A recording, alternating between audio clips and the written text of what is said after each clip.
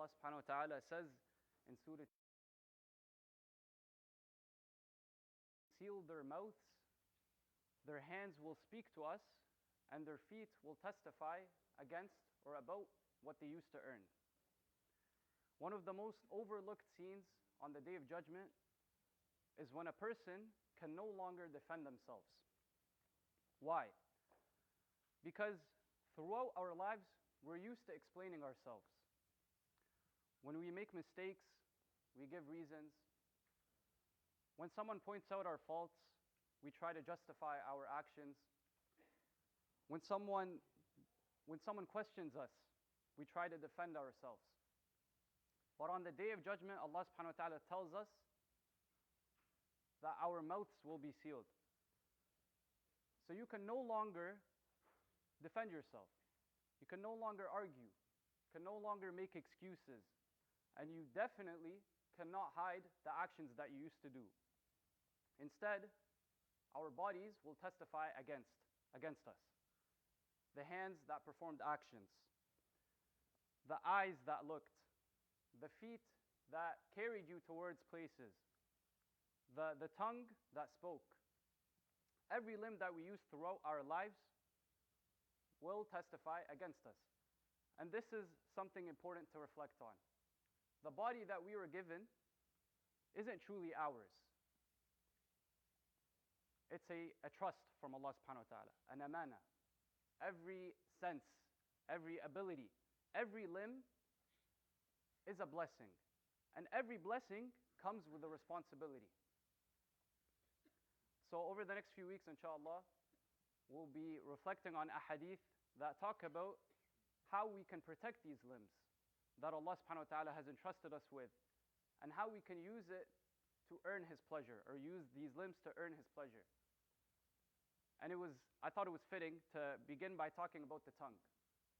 يروي الشيخان فيما اتفقا عليه عن أبي هريرة رضي الله عنه أن النبي صلى الله عليه وسلم قال إن العبد لا يتكلم بالكلمة من سخط الله لا يلقي لها بالا يهوي بها في جهنم.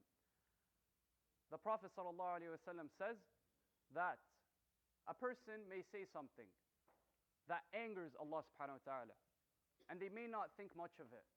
And because of that, they fall into Jahannam. One of the most repeated reminders in the Sunnah is the importance of guarding our tongue. The Prophet ﷺ gave us many warnings about the importance of speech. Because even though the tongue is small, it can have serious consequences or significant consequences. You know, a person may speak out of anger, or a person may joke without thinking much of it, or a person may say something that they consider insignificant, or they just say something because they heard someone else say it. But a true believer understands that every word they say comes with a responsibility. That's why the Prophet ﷺ warned us against misusing our tongues, gossiping about others, lying, backbiting, swearing, and using foul language, or speaking in a hurtful and rude manner are all examples of using a blessing from Allah subhanahu wa ta'ala in a way that displeases Him. At the same time, the tongue can also be a source of the greatest reward. That same tongue that can cause harm can also cause someone comfort. That same tongue that can spread negativity can also speak the truth, encourage others towards good, or remember Allah subhanahu wa ta'ala through dhikr and Quran recitation. With that, may Allah subhanahu wa ta'ala protect our tongues from using words that harm us, and make our speech a means towards His pleasure.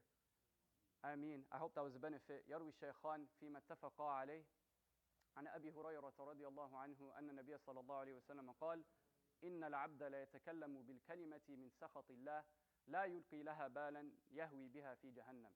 صدق رسول الله صلى الله عليه وسلم. سبحانك اللهم وبحمدك أشهد أن لا إله إلا أنت أستغفرك وأتوب إليك. جزاك الله خير.